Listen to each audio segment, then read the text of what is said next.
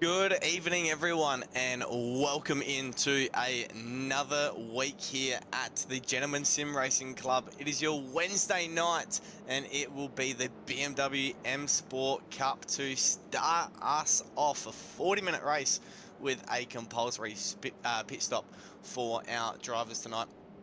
The Suzuka circuit is our place of action tonight, obviously well known for hosting its international Formula One events and the Japanese Super Formula Championships, as well as even the FIM Suzuka 8 Hours, the Endurance Championship on bikes there.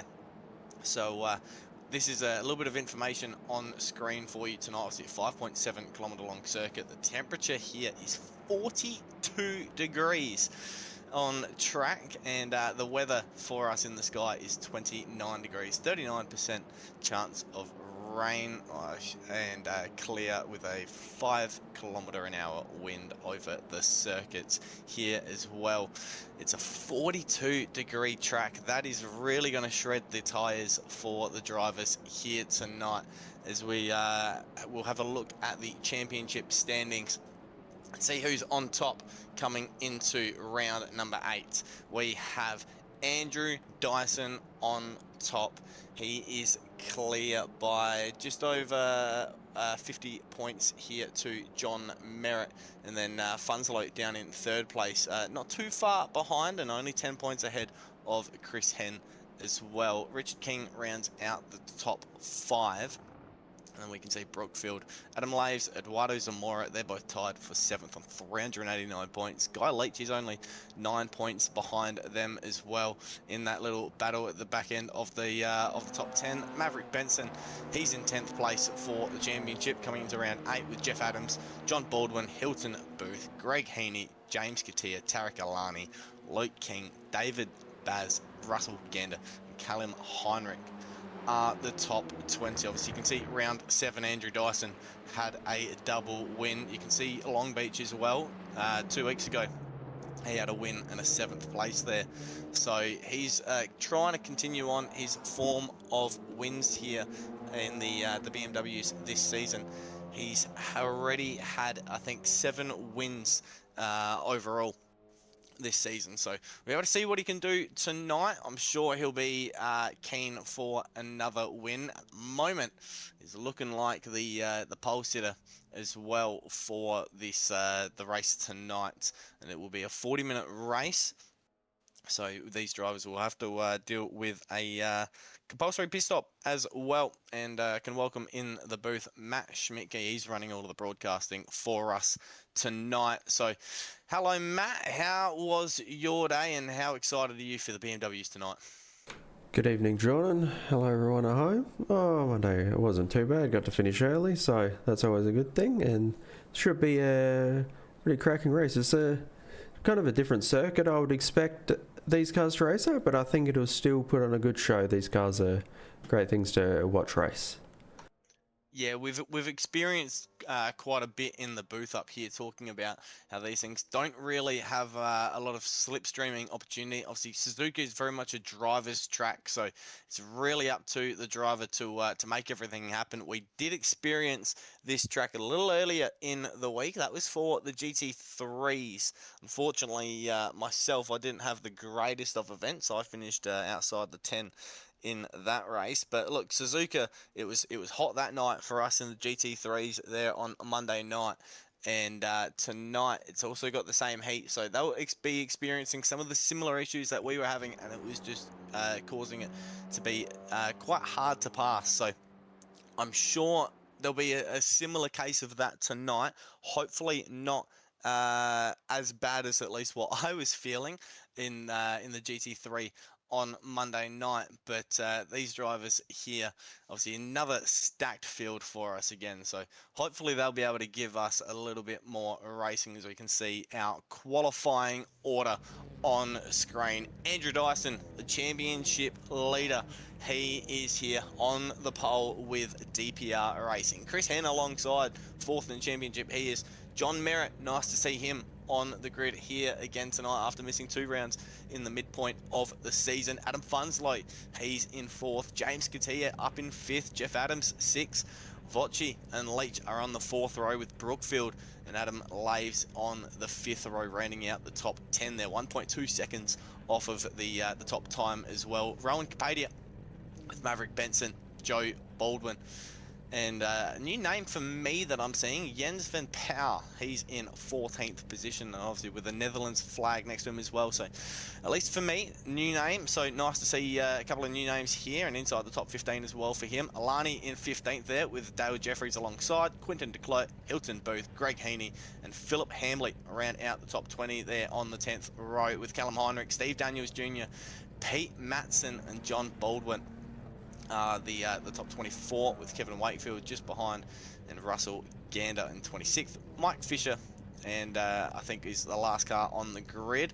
Eduardo Zamora obviously does compete in the championship. He's tied with Adam Laves. He's maybe going for a pit lane start. Maybe didn't really show up tonight, but Thorn Wegger will be in race control as well. It is race time, Joel Hansen says, and you are correct, Amondo. Look at that, the lights are up as the drivers will look at the lights.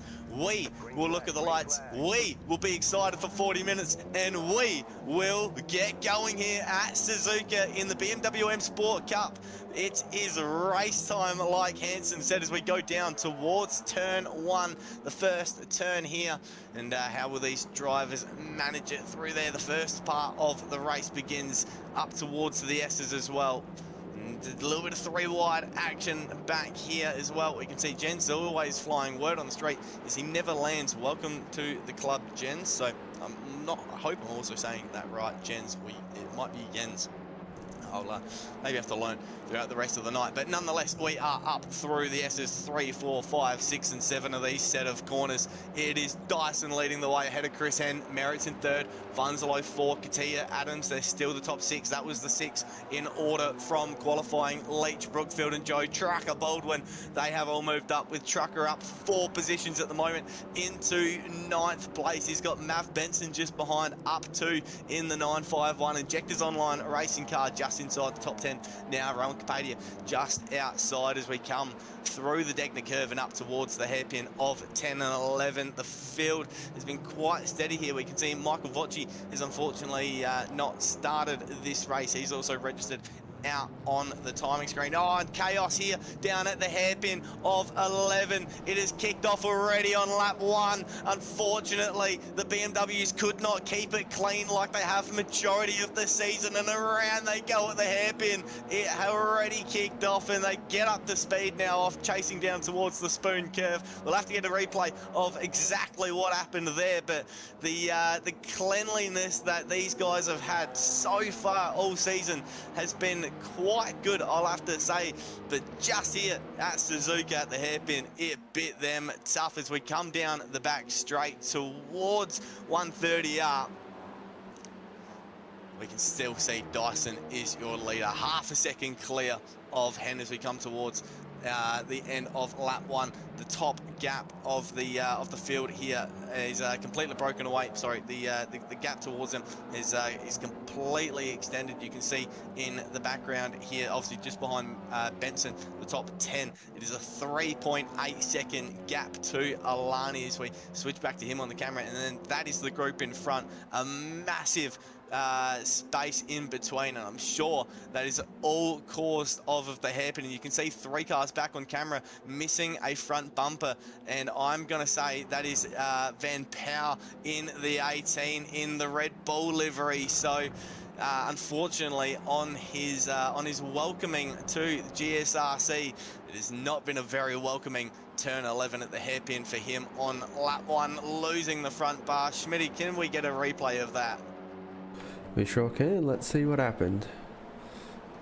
So running up towards that kink of 10, looking at Capadia here over the blue, up the inside, just getting tagged by the Bailey's car, and unfortunately just causing nearly a bit of a car park. Not quite what we've seen here at GSRC, but they got away quite clean. But it was Capadia, and then we can see the the reorganisation of positions here. We see a clean move by Miller. Clearly he'll label that as a clean move, knowing what he does here in GSRC. Hello, Miller. Nice to see you watching on tonight. Hopefully we can have your voice maybe in the V8 Supercars as well, watching on later, but we'll have to see into that one. We'll maybe have a bit of a welcome surprise by you, but obviously a clean move. I wouldn't agree with that one, but obviously Miller, well, we know he loves to just, you know, give a little kiss on the back bumper, unfortunately. Punt a man once and you'll never live it down. Look, you've done this to yourself. I don't know what you're talking about. But look, here we are watching Van Power. He's going to struggle with a lot of aero now on that BMW. We can see Dale Jeffries just in behind in the 62 car, trying to grab some of the slipstream at the moment. And let's have a look. Is he going to get a lot of slipstream here? He gets a little bit towards the end, come through 130R. Obviously, Power in front doesn't have the aero on the front of the car to help him through the corner. Jeffries tries to put the nose in there, not going to scare him out of this, as Miller and Hansen are just having their own conversation in the comments. Need to be trusted. I need a trusted adult to report bullying. Look, wow, that's a bit far-fetched, wouldn't you say, Matt? It's just a bit of fun. Maybe don't punt people next time and you won't get any of it, will you? Look, this happens when you punt my teammate. Don't punt my teammate and then put the commentator in the booth over the next few weeks, all right? He'll definitely have something to say, all right? But, yeah, still looking at Van Power here, Vander Power, sorry.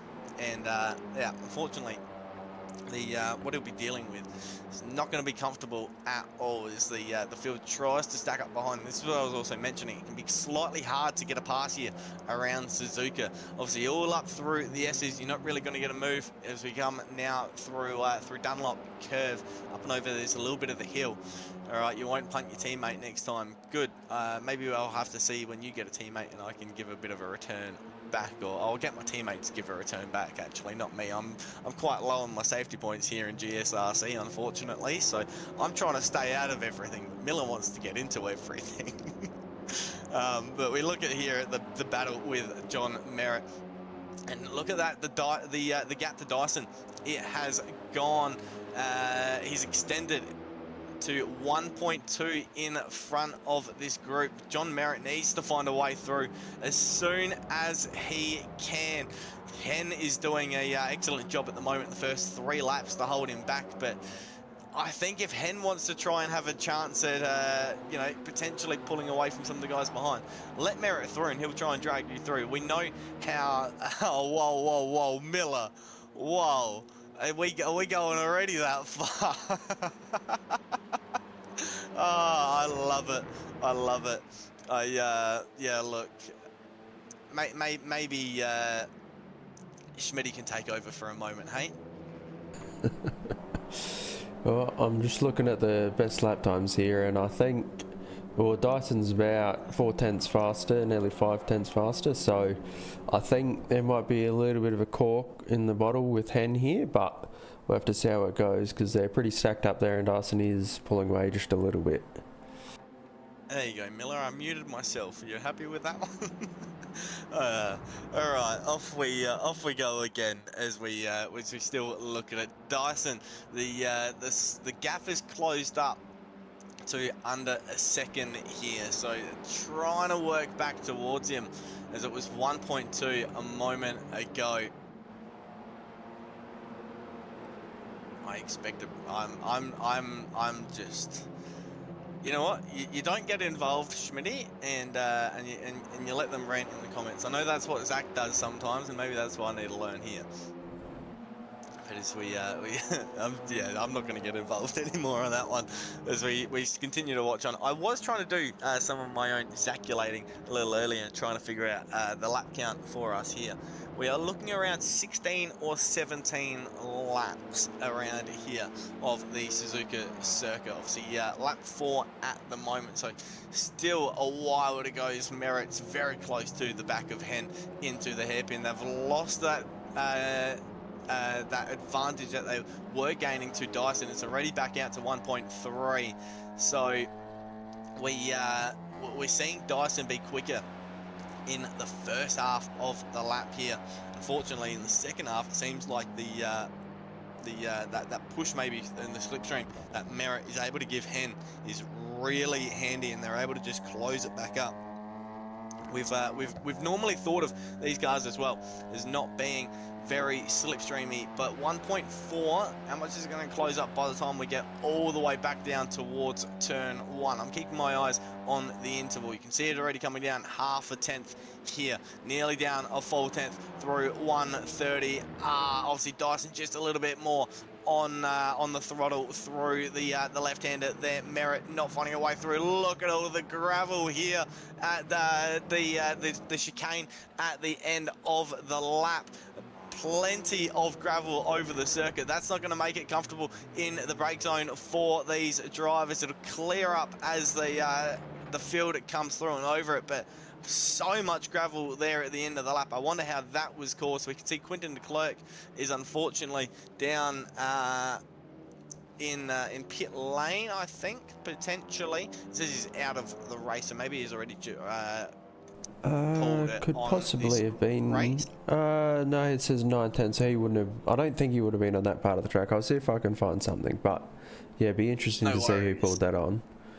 We'll be able to try and find who can find or who was the cause of getting the gravel on the track.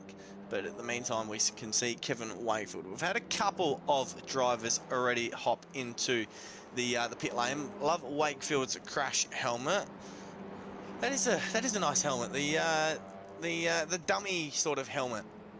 Unfortunately, he doesn't want to be getting into any dummy crashes, I don't think, but up 7 positions in 18th at the moment, so nice and steady for the LCR Esports driver. I was just going to mention, Merritt going for the move at the hairpin, Merritt for the move at the hairpin. This is for second place. Hen is demoted down. Stuff what I was saying. Merritt says he wants to look at the clean air and try and hunt down Dyson. The gap is 2.5 seconds, so Hen was on defensive mode over the last lap or so. It's apparently Jolin's birthday as well, so happy birthday, Jolin.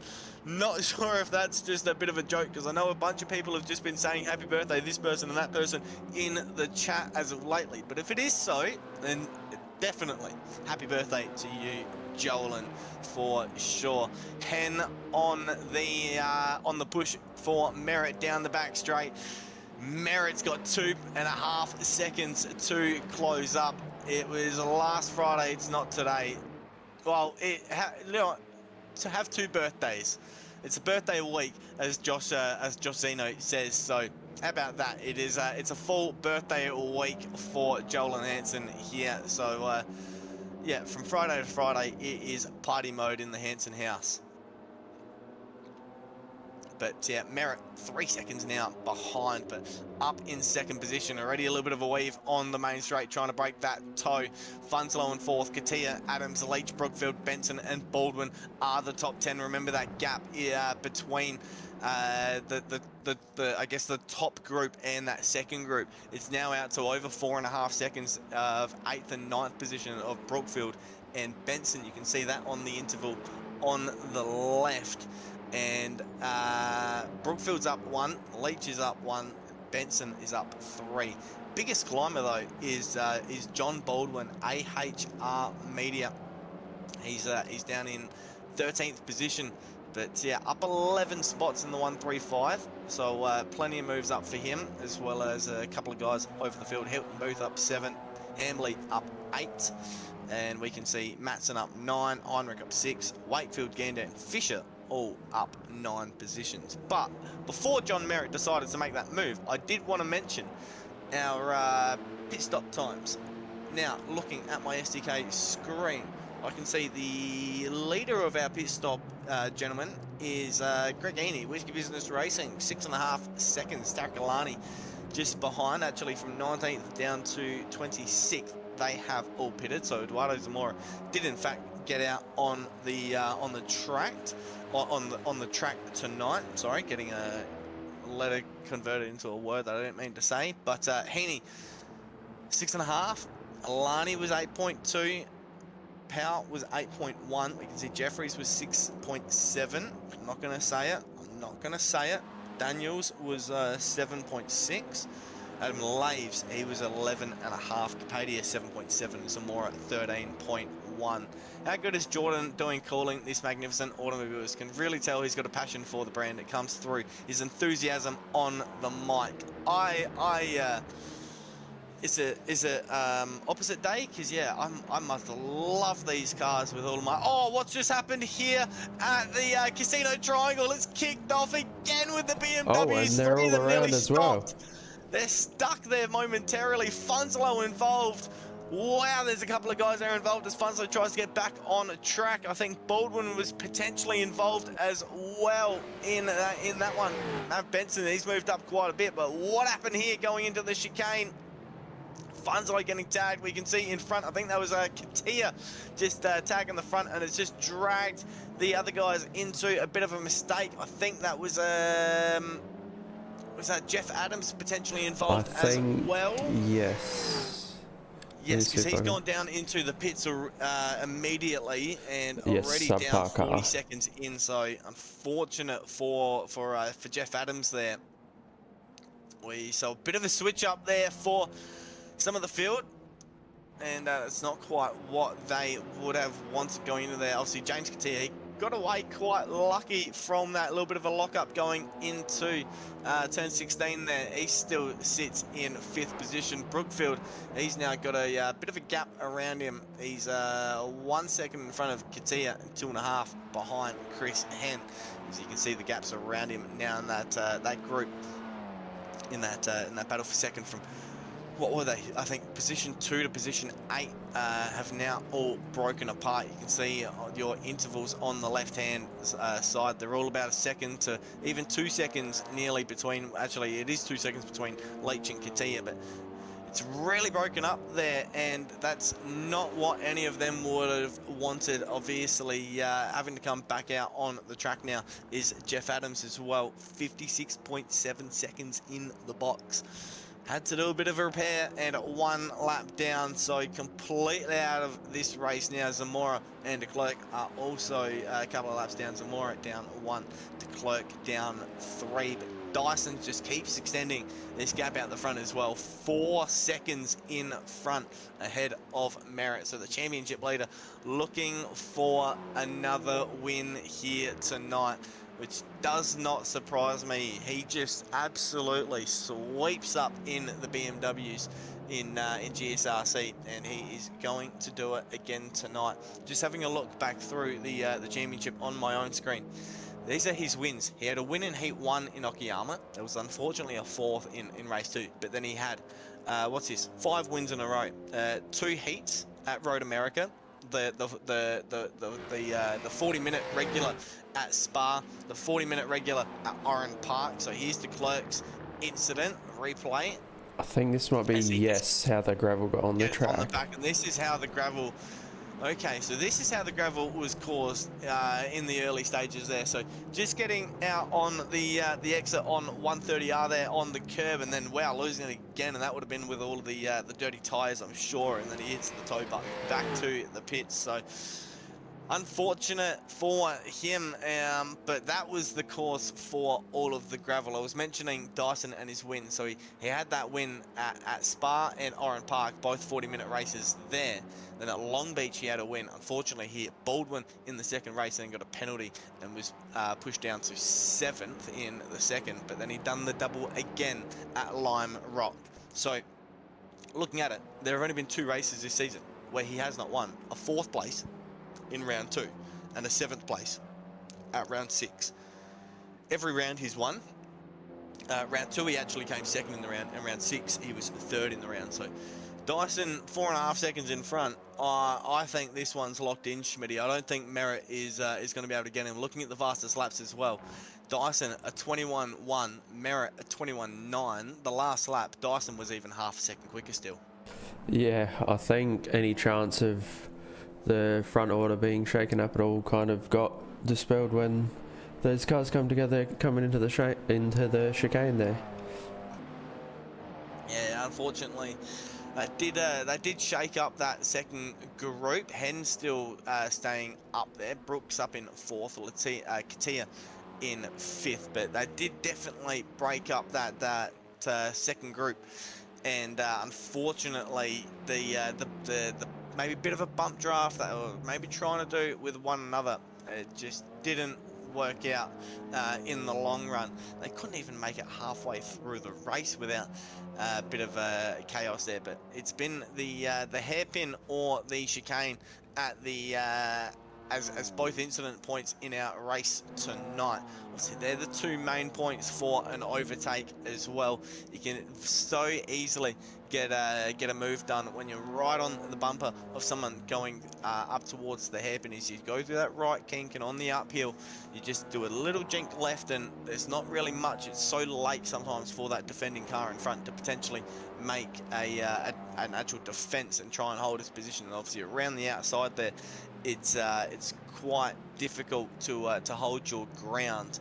And the hairpin obviously is one of the main spots. Spoon curve, I feel like you can actually get a couple of moves into there. Obviously you run all the way down the back straight, down in then to that other major overtaking point of the casino triangle, 16, 17 and 18, and that whole chicane at the end of the lap where the gravel was brought on earlier in the race.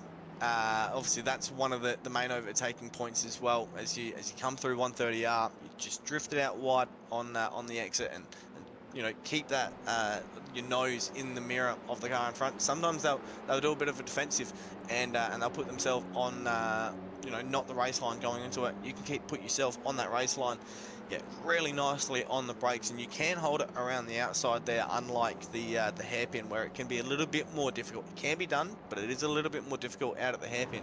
But I think that chicane there at the end of the lap, with just how it works, and then how you've got that run down to turn one, you can honestly go, you know, inside or outside and get a move done down there.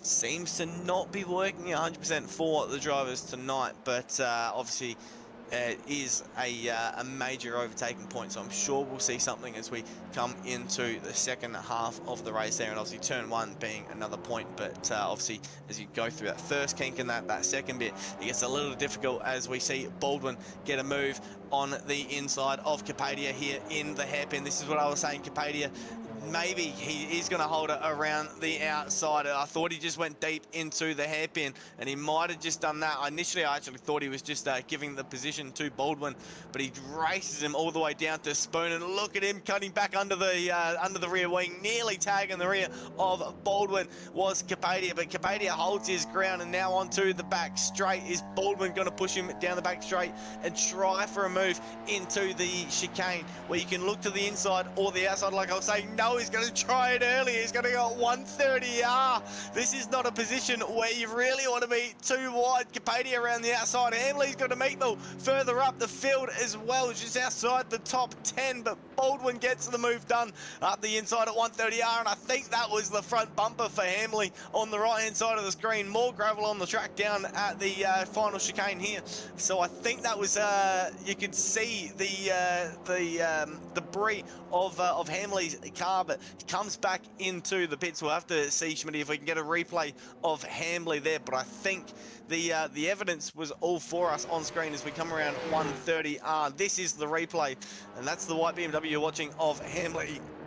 Of Hamley there in the north wind, and that's what happened on the exit curb, just a little bit too far up on the curbing, just getting on the other edge of it, and that lip of the curbing just throwing the car around as you full throttle, and it just spits the car out left and into the wall. He's broken his steering as well. You can tell how that car is driving in a very ugly manner. It did not want to react to him, and as he cuts across the pits and just drives it back into pit lane for a repair. Hamley, that was a bit of a big incident. Luckily it's only a racing sim, and you can have a fast repair and get back out there. But the Northwind Motorsport car now down in 21st position. I don't even remember what I was saying before all of this, Schmitty.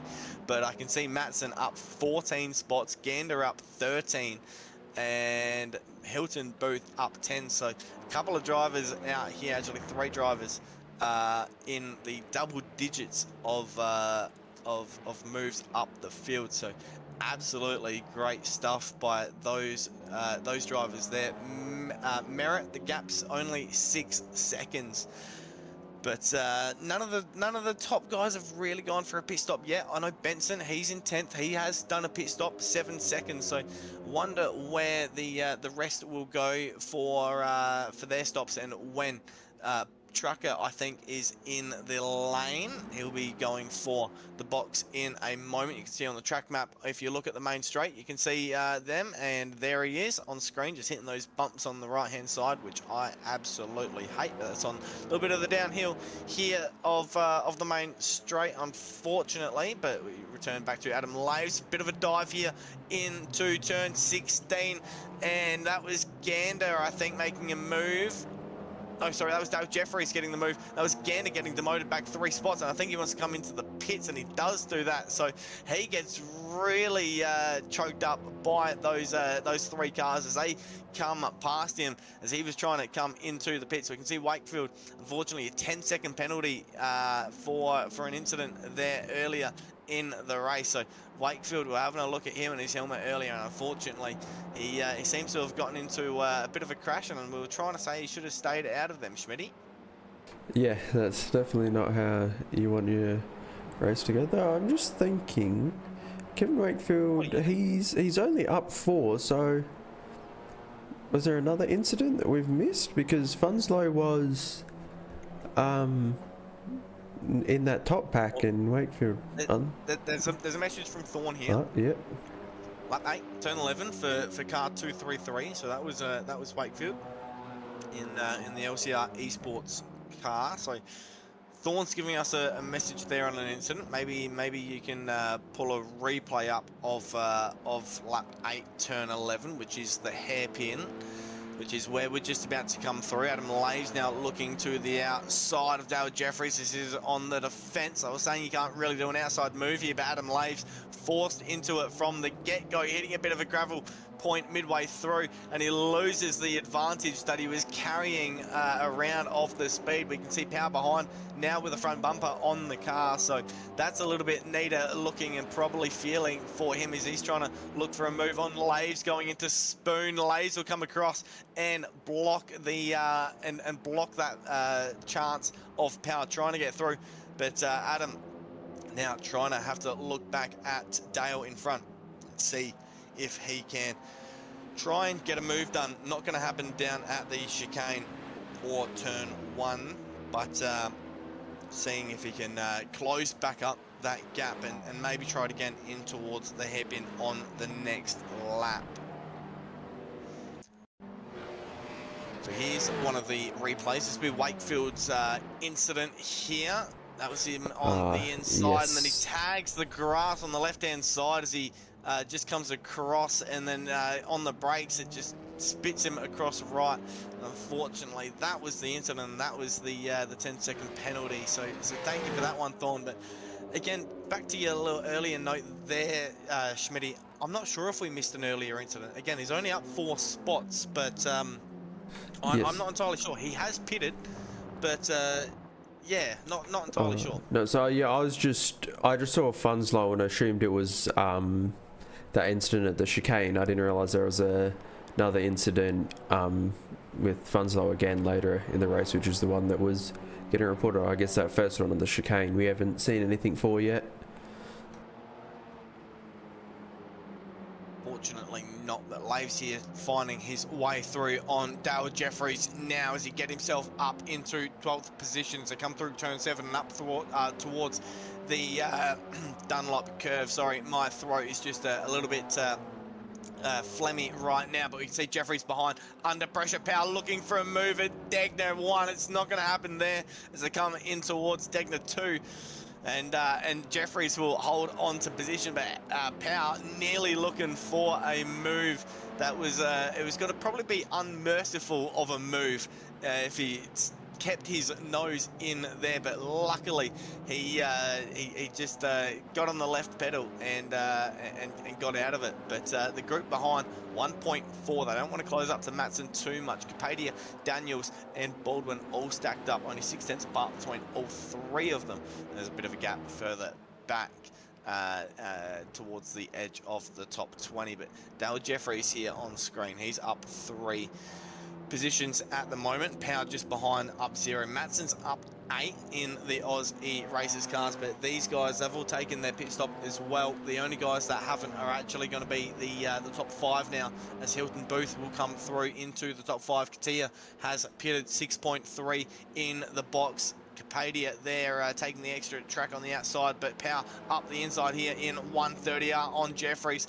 Beautiful move there done by the Red Bull BMW. He will hold his ground going into the chicane. A little bit of an offensive line to confirm the position, and the overtake is his as he now gets into 13th. Oh, Jeffries just getting too much on the loud pedal on the exit, and unfortunately the TC in these cars could not help him, and he puts himself in the gravel momentarily. A bunch of positions lost there. He was just up in 13th next to Power, down in 18th now. Matson, Capadia, Baldwin, Daniels all up a free position there as Dale makes a mistake. He's 2 seconds now behind, and just maybe yes, he'll hold it there at 2 seconds as we come through turns 1 and 2. It was just slightly extending as we were coming into it. It's now slightly less. So he was now trying to look forward and close up the gap.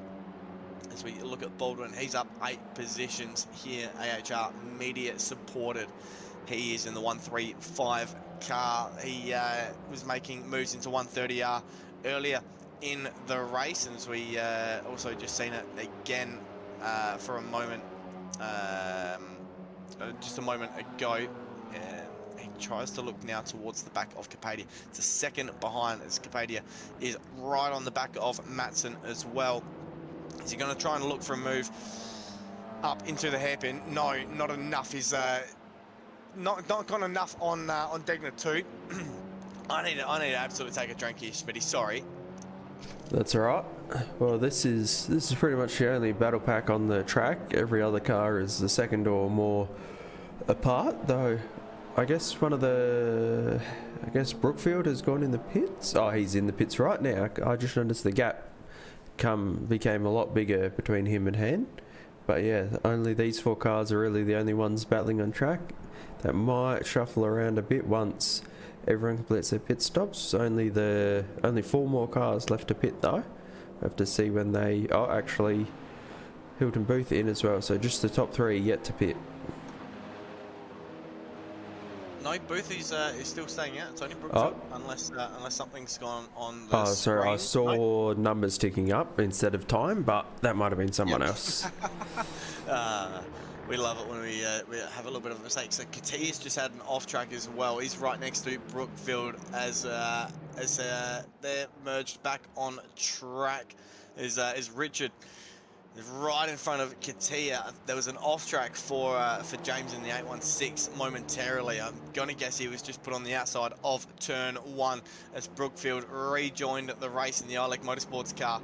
But right in the thick of it here, 5th and 6th are these guys, and Matson's holding his ground with Capadia and holding him back. There's a couple of battles just happening around now, so it's not just the one battle for us, but Katia now with the hot tires, trying to see if he can find a move. Brookfield, I'm sure he'll have kept the tires on, just grab a splash of fuel and keep it going. So the tires would have slightly cooled down, and remember the track temp was absolutely blistering hot for these drivers. It was 42 degrees at the start.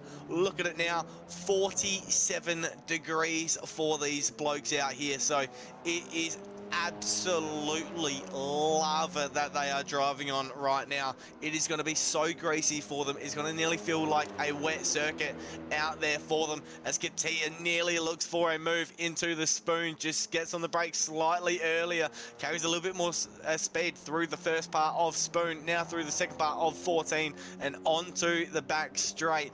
Katia now trying to grab a little bit of extra speed on the exit. Brookfield just trying to break that toe. Katia's not quite tucked in underneath perfectly, but he'll be getting a little bit of a slipstream enough, and he'll be right on the bumper as we hop on the roof cam. Brookfield, a little touch of the brakes through 130R. Katia looking to the right, looking to the right, looking to the right. Didn't quite take the opportunity. There was an opportunity there, but Brookfield on the middle line of the track, he holds the position and a little loose on the exit there. That might give Katia a chance down towards turn 1 and 2.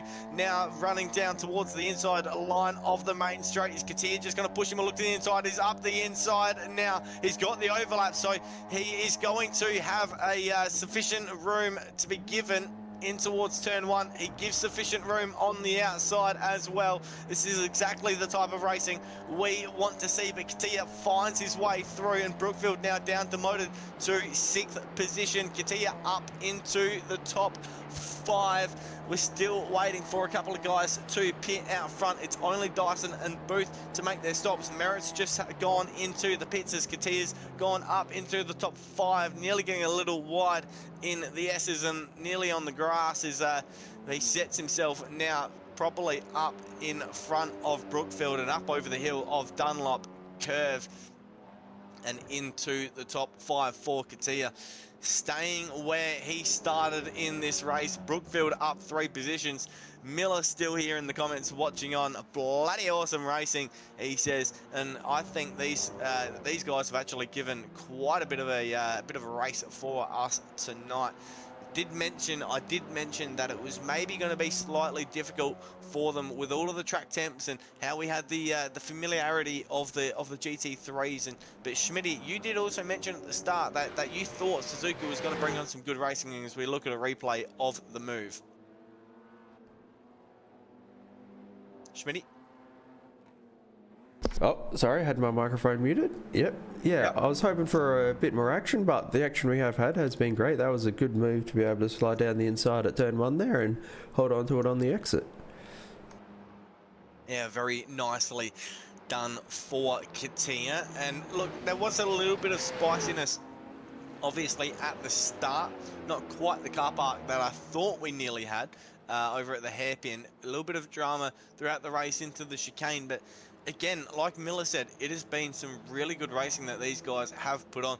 They've been able to find some moves and make it all happen. Like I said, it's normally going to happen at the hairpin, the chicane, and even turn 1 around here. As Baldwin's now trying to get on the back of Matson. Matson was trying to defend from Capadia a couple of laps ago. Capadia is now broken through and away 7/10 up the road, as Baldwin is trying to look for a move himself as we come through 130R. The left-hander, Baldwin, just a little bit more on the inside curb, taking more speed through there, and he'll get himself up the inside. Really deep. Whoa! Way too deep there for Baldwin. Nearly knocking Capadia's right rear off to the moon. That was really close for Baldwin. He carried the speed so well through 130R, but unfortunately could not get on the left pedal early enough or strong enough to stop the BMW as it just went forward like a tank, had no brakes. It just kept going as he now holds onto his position from Daniels on the outside.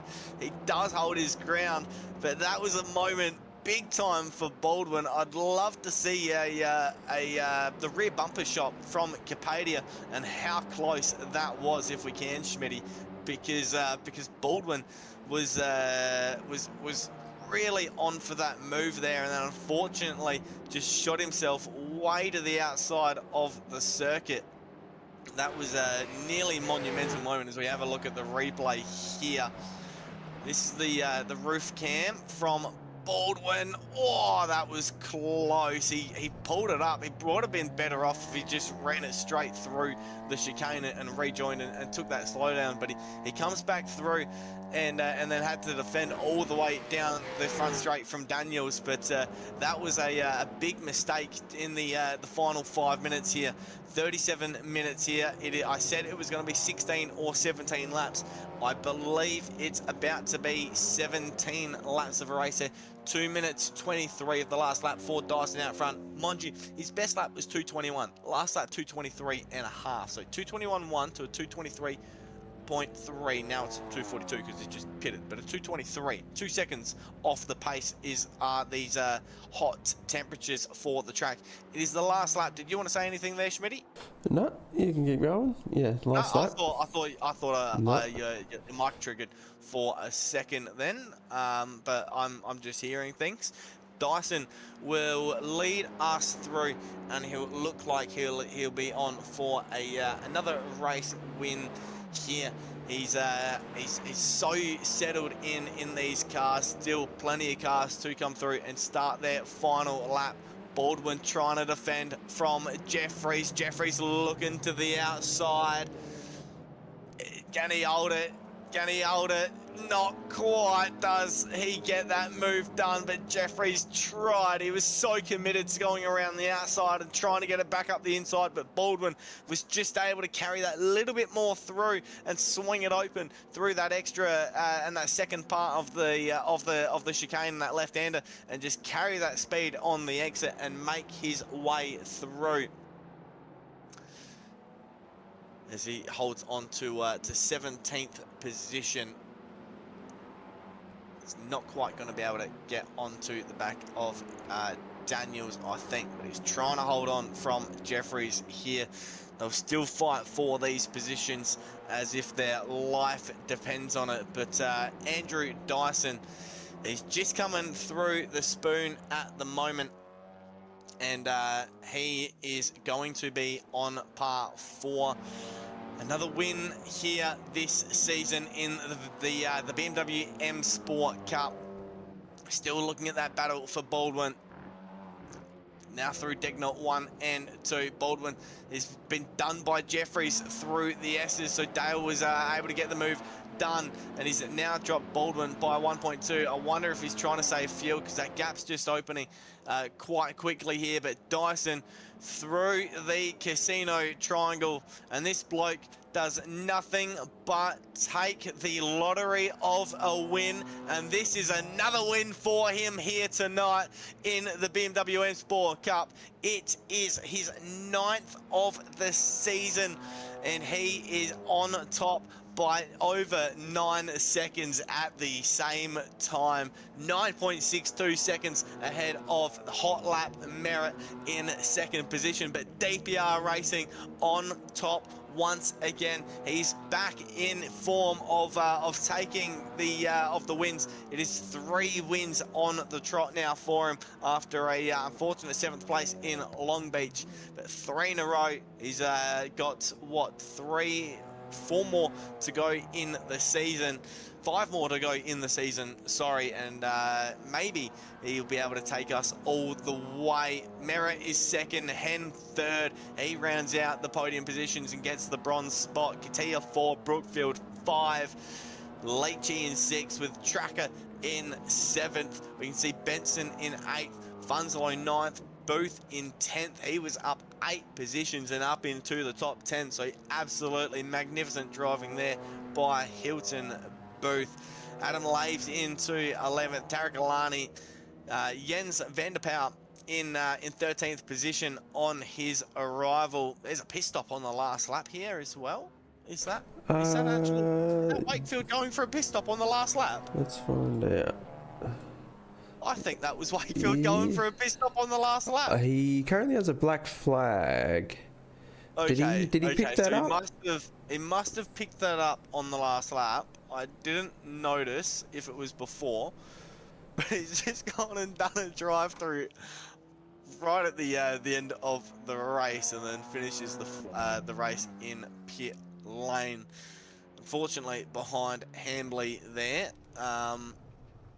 But he was 1 lap down nonetheless. I know, 13.5 seconds down. Sorry, it's just showing on the interval now, but I'm not quite sure what he was exactly doing there. Maybe we have to see later. But if you can exactly find out if he did get the black flag on the last lap, maybe it was entering the pits or something. We can see Dale Sharps joined into the green room from 13 minutes ago. So apologies to Dale for leaving him in the green room for 13 and a half minutes as we've dragged him in here. He's still muted and getting himself ready for our V8 Supercars. A little later tonight, they'll be at the Bend and the international layout for us. A lot of drivers were mentioning they were unsure whether we should have gone international, unsure whether we should have gone west. For me, as an Adelaide boy, I really don't care. I just want to. I'm glad we're going to South Australia here and going to the Bend. I think it's a great circuit. I don't mind the international layout. I think both of them, international and west, do work. But these are the overall results for us on screen. Dyson, Merritt, and Hen are our podium sitters. DPR Racing, Lexus of Melbourne Pulse Tuning, and ILEC Motorsports are our three, I guess, winners here tonight. Is there a podium sitter? You are a winner overall. So they are our three, I guess, winners tonight. Obviously, 100 points for Dyson. So another win for him here. Like I've mentioned plenty of times already, and Katia in P4 and Brookfield 5. The ILEC Motorsport guys doing pretty decently there in 3rd and 5th. Unfortunately, Funslow just down in the field, getting caught up in a couple of incidents, but coming back up decently and into the top 10. He was down 5 positions in this race. Actually, having a look at our biggest climber, it was Pete Matson. He was up 8 positions into 15th, but it was also Hilton Booth up 8 positions into the top 10. So great work by both of them. Unfortunately, at the same time, our biggest faller that actually did rock up and race tonight was unfortunately Jeff Adams. So I am going to call him out on that one. Down 19 positions and 12 laps. So unfortunately, he pulled the plug on that race early. Heaney also done the same. He was down 9 laps, as well as Zamora and de Klerk down a bunch of laps as well for the two of them. So unfortunately, a few retirements. So the last over the line was Mike Fisher in 23rd. We started with 27 tonight. So like I also mentioned at the top of the race, another stacked field here, and the BMWs do keep putting a crowd for us on the track. We have had Andrew Dyson hop into the booth here, and wow, you just walked away from that one 9.5 seconds in front, 9.62 to be exact, and I'm pretty sure I'm correct in saying that was also your 9th win of the season in the BMWs. So walk us through the I guess it looked easy, but I'm sure it wasn't trying to just run away from everyone, but you always make it look so easy out here, Andrew. Well, walk you through, I suppose. The first thing I noticed was everyone's figured out how to start these cars. I think I had a little thing going there for a few weeks where I had a bit of a car length advantage on everyone on a start. But yeah, the boys have all worked it out. So we got down to turn 1, everyone was all on top of each other. But straight to single file because that's the fastest way. So that worked out pretty good. From there on, it looked like all those dudes behind Christopher, man, they were all like climbing over the top of each other, and I think they were all trying to do the best they could. But once they sort of had a bit of a battle, that gave me a chance to break away. Yeah, they had a bit of a moment, and that broke up the second pack.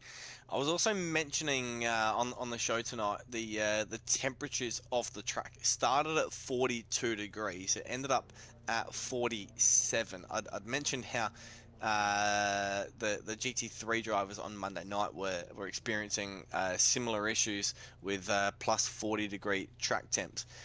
What was it like in the BMW tonight on your end? I know you weren't really having much to battle with, but still, what was it like? Pretty slippery, man. There was a couple of times there where, particularly into turn 1, 2 sort of area, where you're on the brake and the car's you're going downhill and then the front gets loaded and all that sort of stuff, where it's really loose.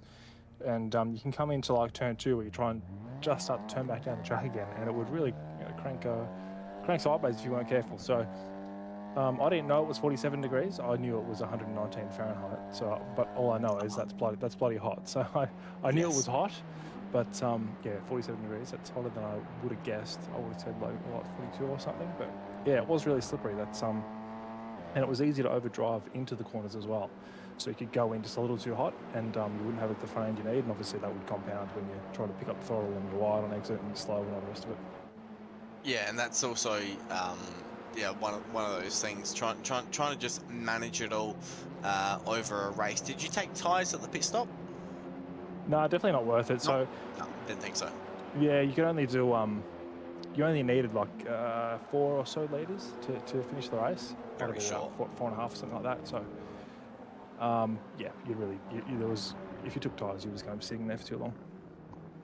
Yes, obviously smart choice to only take the fuel. I think everybody would have played a very similar position.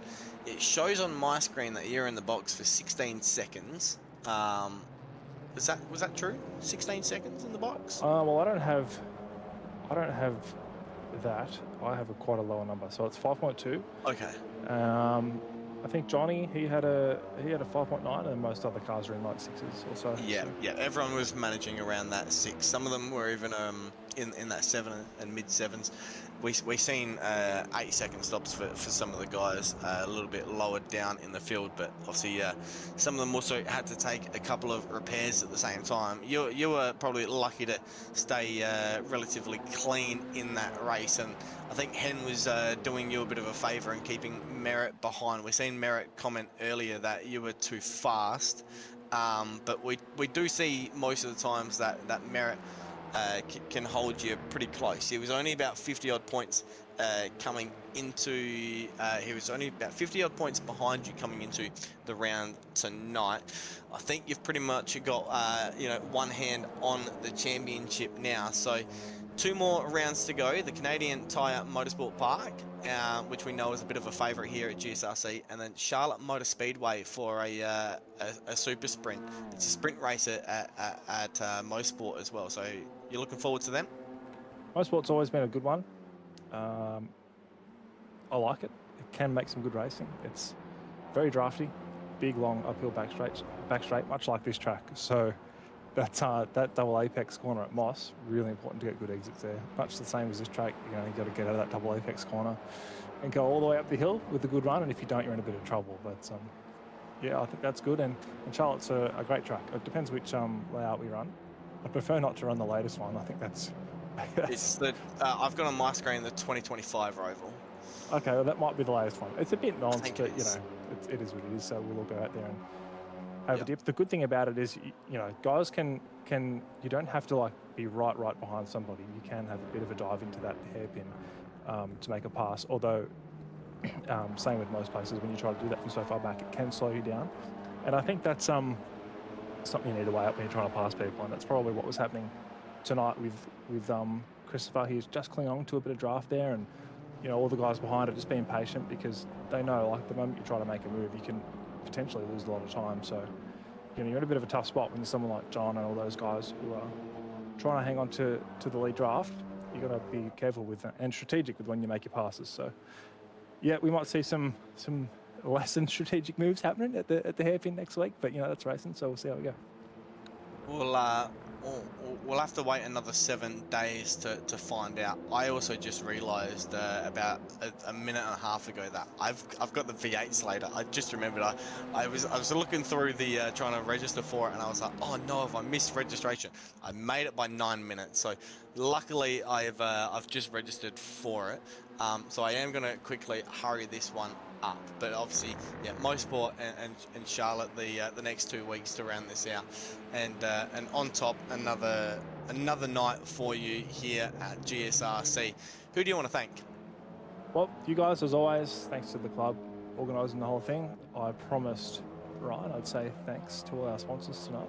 So big thanks to High Performance Media. They're big ones for us. And I'll try to get through this quickly, but I've just got to find Sure. my notes. That's fine. You go for it. I I could hear some of the clicking in the Yeah, background, yeah, so yeah, yeah, that's yeah. fine. Jeez. You got to do the I got them all up now. read so we the can, sheet reading. I see it quite often at my go-karting events that I do, where the kids just pull yeah, out the full A4 sheet and just read for like a full minute and a half. So That's a good strat. I mean, it's a good strat to get in the habit of it, right? So, especially when you're a young fella. But yeah, I'll say thanks to Staff as well.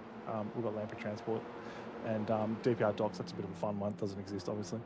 But yeah, mainly thanks to all you guys for putting the whole show on. Appreciate it. right, well, yeah, thank you for showing up tonight and putting on another great win in GSRC, a round 8 win for you here at the Suzuka International Circuit, and hopefully we can see you go for some more wins in the final 2 rounds. So thank you again, Dyson. Thank you, boys, and thanks everyone for coming up for us tonight. Alrighty, so I had seen Trucker had shown up. I was literally about to come over towards him and ask him, you know, how he was doing and how he enjoyed the night, but maybe he realised I was trying to hurry this one up. I wasn't sure if he was coming to help out Dale in the booth for the V8 supercars, but Dale, quickly, hello from you. Yeah, g'day, Jordan. Happy Wednesday evening.